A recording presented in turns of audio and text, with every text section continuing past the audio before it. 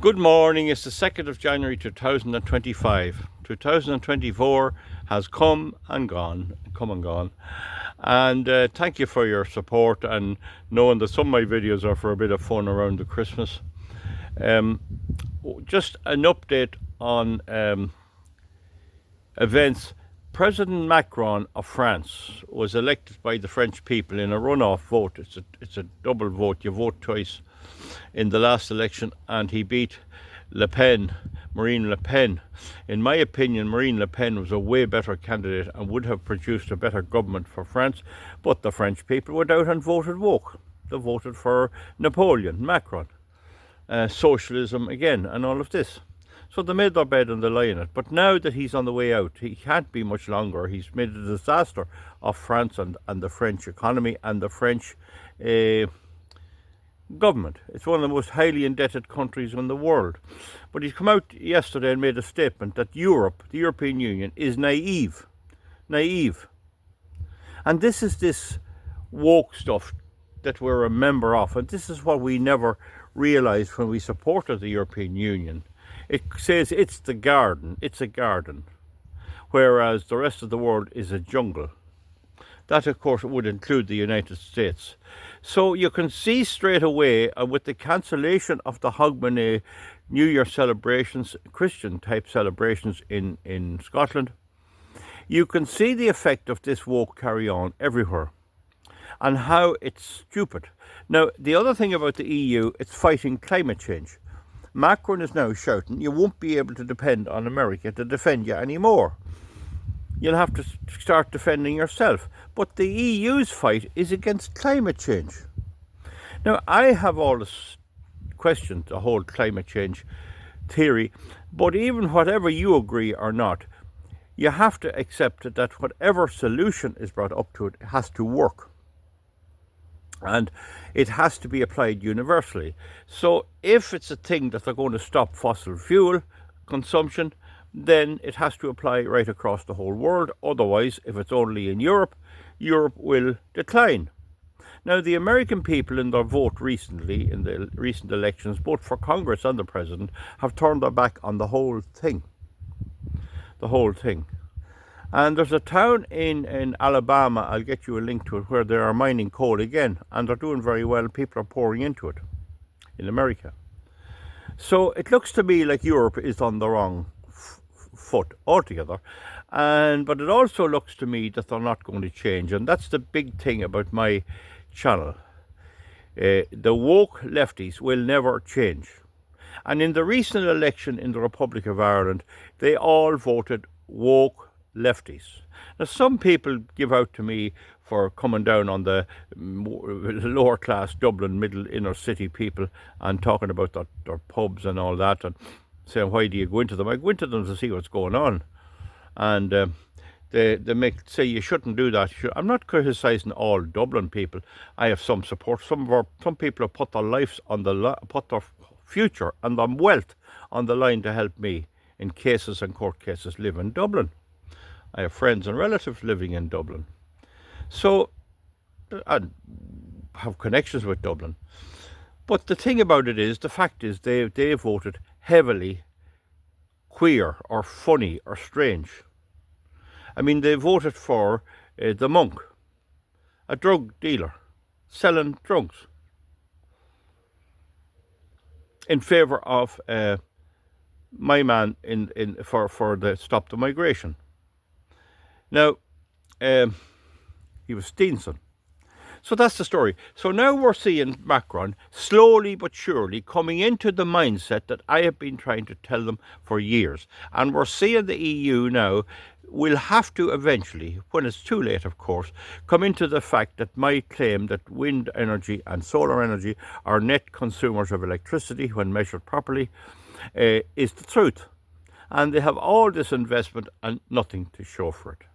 They're printing money to get over their bankruptcy. France is nearly bankrupt. But in the end of the day, I am inclined to think and state that that the world will always vote socialism. It will vote hard socialism. It's hardwired into the media and it's hardwired into the people. Britain is effectively over and done with. Imagine the Scottish Hogmanay ceremonies cancelled due to a bit of rain and wind. Imagine that. So there you are, and they have Starmer there, a complete and utter Castro-type character. So isn't that unbelievable for Britain? Maybe it's the curse of the Irish. I don't know. Did the Irish curse them?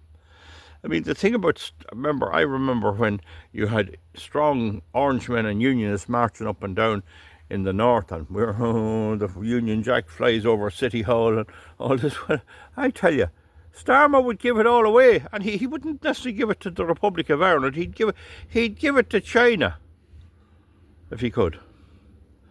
Yeah, that's the kind of a lad you have now, top of your English and your British system. He's a severe threat to us here in Ireland, because people will flee. They're leaving England by the droves. But still, whatever system they have, he got enough votes to get in. He wasn't totally rejected. And so that's the situation. Now, the video I made on the cutting off of the gas by Ukraine has cut off Russian gas, and then Ukraine expects to be supplied with electricity from Europe and with gas from Europe. But sure, if it doesn't let it in, it can't take it back out. They were doing a reverse loop, like come in all the way into Europe from Ukraine, from Russia via Ukraine, and then they'd pump a bit of it out, and they'd let them siphon off a bit of it.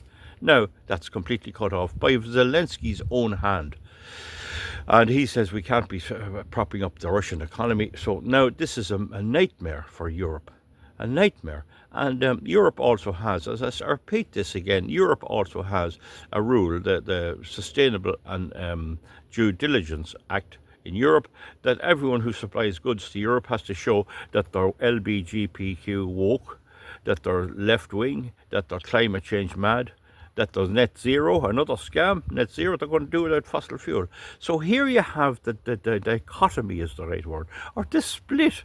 You have Europe on one hand, we're going net zero, we're going to do without fuel. We'll bring up ways that we can do without it, that any effect of burning fuel will be offset by something else. Windmills, of course, and solar panels, which don't work. This is on one hand. On the other hand, they're in a crisis right now because people are freezing in Ukraine and freezing in Europe. So what I'll be trying to keep you up to speed with, because you won't get it anywhere else in Ireland anyway, you might get a bit on Grip Media, what I'll be trying to keep you up to speed on is how this plays out now over the coming month. In January, we'll be watching this very tight. The pressure's going to be on. I mean, when you're cold in your house, even if you are a left-wing voter, how left-wing, how much cold will it take to convert a person from being communist left-wing, pro-Macron, pro-Schulz, and common sense? The government of France is teetering. The German government has collapsed their elections in February, and they're out now trying to make sure that conservative candidates can't win. They're going to try and thwart them. But the point is, as in America, if the German people decided to vote for the alternative for Deutschland and these parties, the whole nightmare would be over quite soon. But they don't do it, and I don't think they will do it. Whereas in America, they voted Trump big time. He got 312 electoral college votes, and Harris, I think, only got 234 or something, 236, I think it is. I counted yesterday, he had 86 extra electoral college votes. Extra, over and above what he needed at 2-7 over her. He had 86 electoral college votes more than Harris, which was a landslide, really. So that's what they did in America. But they're not going to do that in Europe. They're a different species, even though Americans are European. And in Ireland, they'll vote Fianna Fáil and Fine Gael till they die. And as I said before, the last words an Irish person utters, especially an older person that's getting on in years and has their life lived, when they're on the last thing they say is, it's a terrible thing that I will, next time there's an election, I won't be able to vote for Fine Gael or Fianna Fáil, and indeed maybe Sinn Féin. That's what they're going to say to their loved ones round their bed. That is the big thing. I know Fianna Fáil supporters who said it on their deathbed. I was a great Fianna Fáil man. and they're dying, and they know they won't be able to vote Fianna Fáil. That is that is the lunacy, and that's the naivety that Macron is talking about. And I claim that you're going to see, in Europe particularly, a total and utter lack of common sense in commerce, in industry, in armaments, in engineering. No matter what is the common sense scenario put forward, if there are 10 scenarios put before voters, and this one is a very obviously common sense, they'll vote for the 9 others. It's like long ago when you'd have the harvest gathered in, and you'd have it all stacks for in what do you call it, in the haggard, stacks of corn in the haggard. You got in a threshing mill, even a steam engine or a tractor at the time, and you trashed it. Before that you had to use horses, but common sense said you wouldn't have horses walking around if you could get a tractor that could do the same thing for a few pennies worth of fuel. So that was common sense. And people, if that was put before the old people, they'd vote for that one. They'd vote for that particular one. Now they'll vote for anything except that one. The people, the women are partly responsible for this too. The women of Europe, if you put them into a room with 3 doors on it and 1 window, they would go out the window, they wouldn't go out the doors. And this is a feature that I'm identifying. At least if we know it, we'll be able to see it. This idea of hoping, people will cop on yet, they won't cop on. This is the thing. I remember years ago when I was a policeman, we were in a place way back a long time ago, and there was an atrociously villainous chief superintendent appointed, a bad yoke, a villain that was doing a lot of harm, and he was shifted into a particular area, not necessarily mine now, another one. And I could see that he was put in there because he couldn't do as much harm in it as he could in maybe a Dublin area, or maybe like a Drogheda or something. In any event, the lads would say, he'll not be long here. And I remember telling them, he'll be here till he has to retire. And I think he lasted 14 years in that area until he eventually had to get out. And I was right on that. It's wishful thinking. We'll not get rid of them. We'll be looking at them forever. The only thing the likes of I can do is bring it to your attention that this is what the reality is. And at least you know what you're dealing with. You see, the church long ago, Catholic and the Protestant churches would almost certainly rail against this. They had a certain amount of science and laboratories. Those science places in Maynooth and Kildare and all, seminary. So that was there. That's gone. They've horsed out that, and now we're left with this type of woke stuff, and it's not going to be easily got rid of. One of the great pleasures in life this January, this 2nd of January, is that the woke left in America have to suffer and the ignominy and have to go through the process where Donald J. Trump is going to be inaugurated as the president. I'll try and post some videos of them. They freaked out. One woman came on, I ran out of my medication at 7 in the morning and I had to wait for till 9 o'clock till the chemist opened, the druggist shop opened. And I was walking down and I heard it on my iPhone or something that Trump was going to be the president. And I looked at 2 people coming towards me and I said, you two, to myself, I said, you two must have voted for Trump. How can you do such a thing?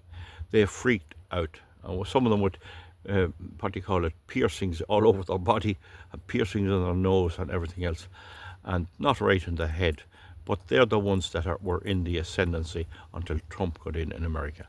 But Trump is not in Europe. You have Starmer, you have still Macron for a good while yet, and you'll have some kind of a mishmash of a traffic light coalition with socialists in Germany with their LBGPQ +2 climate change baloney, and we're not going to get out of this fix too easily. It takes a long time to get out of it. When we were overrun by the Catholic Church in the 50s in Ireland, and the 60s, John Charles McQuaid, we felt prisoners of it, and I felt a prisoner of it. It wasn't that I was against the idea of religion. I felt that this was over the top, where you had bishops dictating moving into people's bedrooms, really, and that was wrong. And so that was, you felt like a prisoner. But that's gone now, and now I feel like a prisoner here. Hate speech laws, bad laws, and I don't really see anything to change. When I ran for election, it did test the waters. It tested the waters because they could see I was for a totally different type of politics. But they voted for it, but not enough. So that's what we have to understand about Ireland and about Europe. But there is one silver lining, and that is where there's no life lost. And I know the Ukraine is a pity because of that. But for the like of Germany and them freezing, I get pleasure from them. The more they freeze, the better. They'll be freezing in their nursing homes, they'll be freezing in their own homes, they'll have cold feet, they'll not be able to sleep at night, and they can think about how they voted in the last election. And they may be hungry, and they may be going around the dustbins seeing can they get a bit of a McDonald's burger that wasn't totally eaten, and living on that. And only that will change the Germans. Only that will change the Germans, and only that will change the French. The French can't get their cognac into China. Whole thing with these tariffs and sanctions and all that, that's a mess, and I'll deal with that later. I mean, I'm not saying that Trump is right in that, putting sanctions. Sanctions are a two-edged sword. I mean, are they going to block laptops and mobile phones coming in from China to the US and Europe? The Chinese are the only ones can make quality laptops. If you were to, a laptop now, a middle good laptop now is going way up in price. You could pay $1,800 for a half decent laptop computer. Well, that could go up to $6,000 if we impose sanctions on China. And this is this is madness, and I'm against Trump on that. I think he hasn't thought it out. He doesn't consult with me.